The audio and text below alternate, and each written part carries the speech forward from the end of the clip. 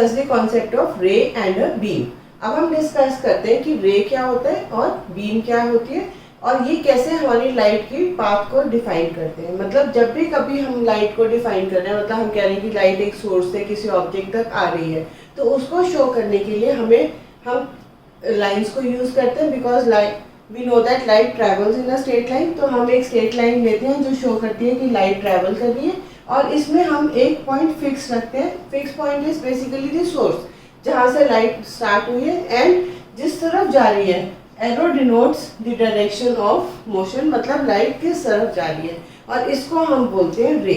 रे is basically a narrow path of light which is representing the direction of light. अब जब एक से ज्यादा रेज को हम कंबाइन कर देते हैं, क्योंकि देखिए जब भी कभी कोई एक सोर्स होगा, सोर्स से सिर्फ एक रे तो आएगी नहीं, वहां पे एक से ज्यादा रेज हमारे पास आएंगी, तो उसको हम बोलते हैं beam. Beam is basically a group of rays. जब भी एक से ज्यादा रेज होंगी उनको हम बीम बोलेंगे। तो अब हमारी ये जो बीम है, beam is basically group of rays, और ये कई तरह से हमारे सामने हो सकता है। ऐसा हो सकता है कि जो सारी रेज है वो एक दूसरे के साथ पैरेलल चल के आ रही है। मतलब अगर एक रे ये है, नेक्स्ट रे इज ऑल्सो पैरेलल, और ये सब रेज आपस में एक दूसरे के साथ पैरेलल है, तो इसको हम एक पैरेलल बीम बोलेंगे। Parallel beam is basically group of rays जो सारी एक दूसरे के साथ पैरेलल है, सब एक तरफ से चल के दूसरी तरफ आ रही है। अब उसके बाद हमारे पास ऐसी सिचुएशन भी हो सकती है कि अलग अलग आई रेज लेकिन कन्वर्ज एक पॉइंट पे हो गई, इसको हम कन्वर्जिंग बीम बोलेंगे। बिकॉज ये सारी रेज आ तो अलग अलग रही थी लेकिन ये सब इकट्ठी एक पॉइंट तक पहुंच रही है, ऐसी बीम को हम कन्वर्जिंग बीम बोलेंगे। फिर हमारे पास क्या सिचुएशन हो सकती है कि जो बीम है वो एक पॉइंट से चल के दूर दूर जा रही है। मतलब ये हमारा एक सोर्स है जहाँ से रेज हमारी अलग अलग डायरेक्शन में जा रही है, तो इसको हम कौन सी बीम बोलेंगे? Diverging beam. बिकॉज ये ऐसी रेज है, ऐसा कॉम्बिनेशन है रेज का जो सबका सोर्स पॉइंट तो एक है लेकिन अब ये अलग अलग डायरेक्शन में जा रही है, तो ऐसी बीम को हम डाइवर्जिंग बीम बोलेंगे।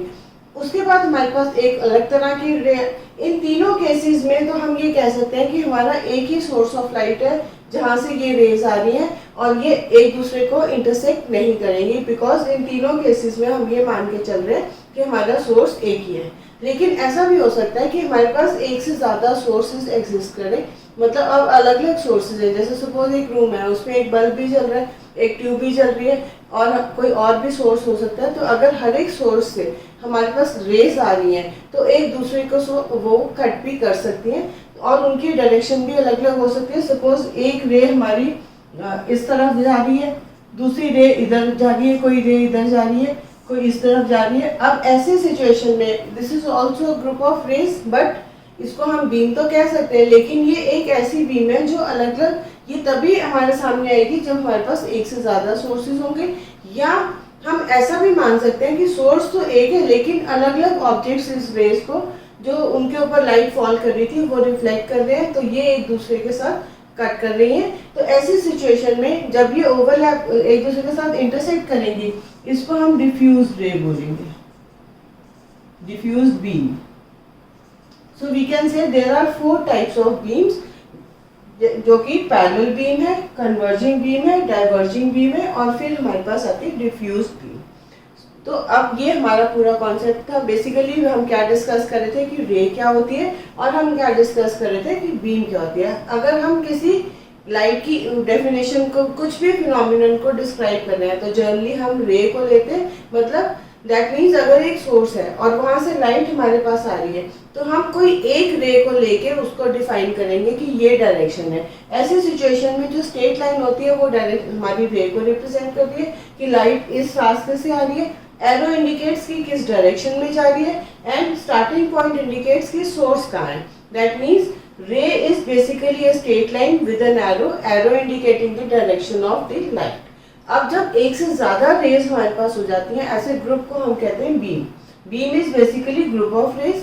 अब ग्रुपिंग कई तरह से हो सकती है। अगर सारी रेज एक दूसरे के साथ पैरेलल है तो उसको हम पैरेलल बीम बोलेंगे।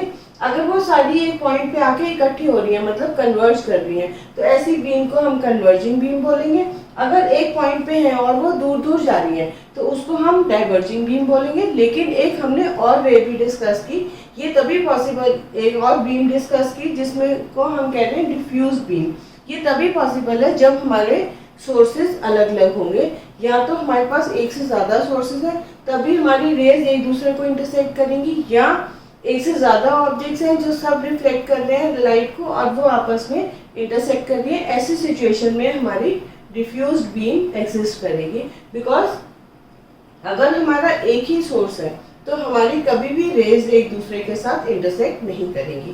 तो तीनों ये जो केसेस हैं इनमें हमारी जो बीम है बेसिकली ये हमारी ऐसी बीम्स हैं जो कि एक सोर्स से आ रही है, लेकिन इस केस में हम बीम की बात कर रहे हैं जो कि एक से ज़्यादा सोर्सेज से हमारे सामने आ रही है।